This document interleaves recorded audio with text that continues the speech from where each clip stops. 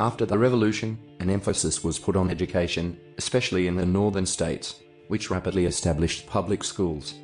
By the year 1870, all states had free elementary schools. The U.S. population had one of the highest literacy rates at the time. Private academies flourished in the towns across the country, but rural areas, where most people lived, had few schools before the 1880s.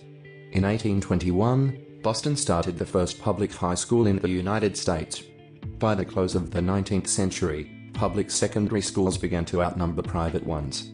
Over the years, Americans have been influenced by a number of European reformers. The school system remained largely private and organized until the 1840s. Public schools were always under local control, with no federal role, and little state role. The 1840 census indicated that of the 3.68 million children between the ages of 5 and 15, about 55% attended primary schools and academies. Beginning in the late 1830s, more private academies were established for girls for education past primary school, especially in northern states. Some offered classical education similar to that offered to boys. Data from the indentured servant contracts of German immigrant children in Pennsylvania from 1771 to 1817 showed that the number of children receiving education increased from 33.3% in 1771 to 1773 to 69% in 1787 to 1804.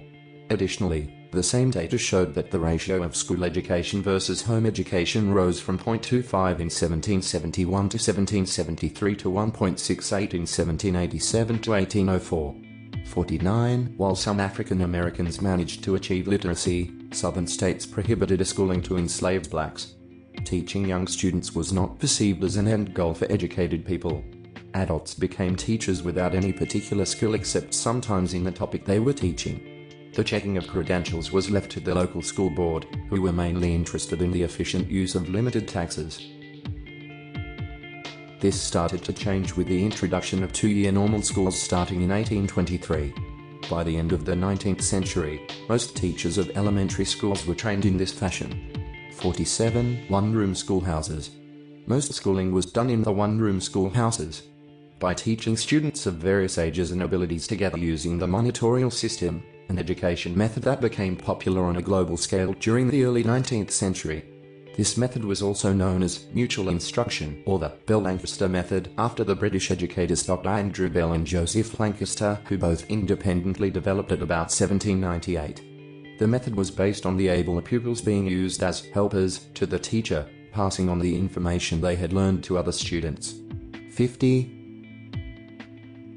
Upon becoming the Secretary of Education in Massachusetts in 1837, Horace Mann (1796 and 1859) worked to create a statewide system of professional teachers, based on the Prussian model of common schools, which referred to the belief that everyone was entitled to the same content in education. Mann's early efforts focused primarily on elementary education and on preparing teachers. The common school movement quickly gained strength across the North. Connecticut adopted a similar system in 1849, and Massachusetts passed a compulsory attendance law in 1852. His crusading style attracted wide middle-class support. Historian Elwood P. Cubberley asserts, "No one did more than he to establish in the minds of the American people the conception that education should be universal, non-sectarian, free, and that its aims should be social efficiency, civic virtue, and character, rather than mere learning or the advancement of sectarian ends." One important technique Mann learned in Prussia and first introduced in Massachusetts in 1848 was age grading. Students were assigned by age to different grades and progressed through them, regardless of differences of aptitude, together with the lecture method used in European universities, which treated students more as passive recipients of instruction than as active participants in instructing one another. Previously, schools had often been single groups of students with ages ranging from 6 to 14 years. With the introduction of age grading, multi-aged classrooms all but disappeared. Some students progressed with their grade and completed all courses the secondary school had to offer. These were graduated and were awarded a certificate of completion. It was increasingly done at a ceremony imitating college graduation rituals. Arguing that universal public education was the best way to turn the nation's unruly children into disciplined, judicious Republican citizens, Mann won widespread approval from modernizers, especially among fellow Whigs, for building public schools.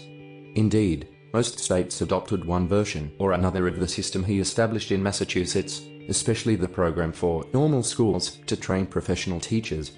55. Free schooling was available through some of the elementary grades.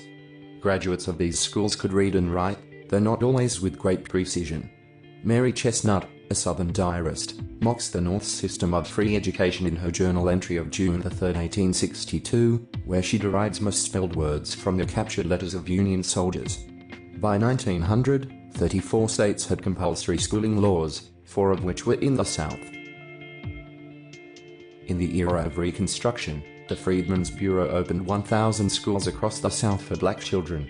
Schooling was a high priority for the freedmen, and the enrollments were high and enthusiastic. Overall, the Bureau spent $5 million to set up schools for blacks.